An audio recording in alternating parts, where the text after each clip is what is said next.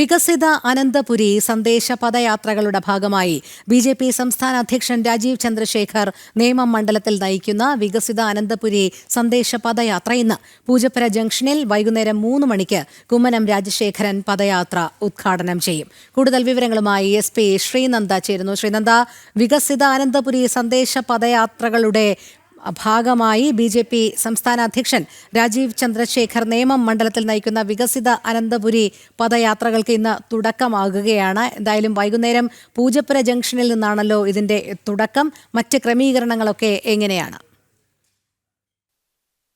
വികസിത പദയാത്രയ്ക്ക് ഇന്ന് തുടക്കം കുറിക്കുകയാണ്. ഇന്ന് വൈകുന്നേരം 3 മണിയോടുകൂടി ബി.ജെ.പി. സംസ്ഥാന അധ്യക്ഷൻ രാജീവ് ചന്ദ്രശേഖറാണ് ഈ ഒരു പദയാത്രയ്ക്ക് തുടക്കം കുറിക്കുന്നത്.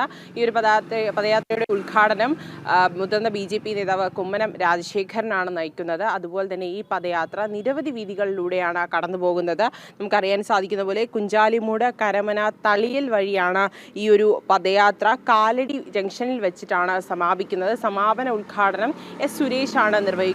നിരവധി ബി.ജെ.പിയിലെ മുതിർന്ന നേതാക്കളടക്കമുള്ള നിരവധി പ്രമുഖർ ഈ ഒരു പദയാത്രയിൽ പങ്കുചേരുമെന്നാണ് മനസ്സിലാക്കുന്നത്. വളരെ വലിയൊരു അല്ലെങ്കിൽ ഒരു രീതിയിലുള്ളൊരു പദയാത്രയാണ് ഇന്ന് ആനന്ദപുരിയിൽ ഇന്ന് തുടക്കം കുറിക്കുന്നത്.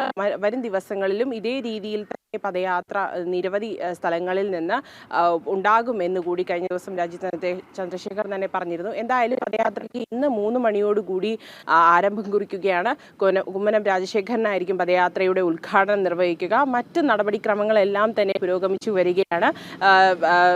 ദേശീയപാതയിൽ യാതൊരു തരത്തിലുമുള്ള ഗതാഗത നിയന്ത്രണങ്ങളൊന്നും തന്നെ ഇല്ലാത്ത തക്കവണ്ണം വളരെ ജനങ്ങൾക്ക് സുഗമമായി സഞ്ചരിക്കാവുന്ന രീതിയിൽ തന്നെയാണ് ഈ ഒരു പദയാത്ര ഒരുക്കിയിരിക്കുന്നത് എന്നുകൂടി നമുക്ക് എടുത്തു പറയേണ്ടിയിരിക്കുന്നു. എന്തായാലും ഉച്ചയ്ക്ക് വൈകുന്നേരം 3 മണിയോടുകൂടി രാജീവ് ചന്ദ്രശേഖർ ഈ ഒരു പദയാത്രയ്ക്ക് തുടക്കം കുറിക്കുകയാണ്. അനന്തപുരിയുടെ വികസനമാണ് ലക്ഷ്യമെന്ന് പറഞ്ഞുകൊണ്ടാണ് ഈ ഒരു പദയാത്ര ഇപ്പോൾ ഇവിടെ തുടക്കം കുറിക്കുന്നത്.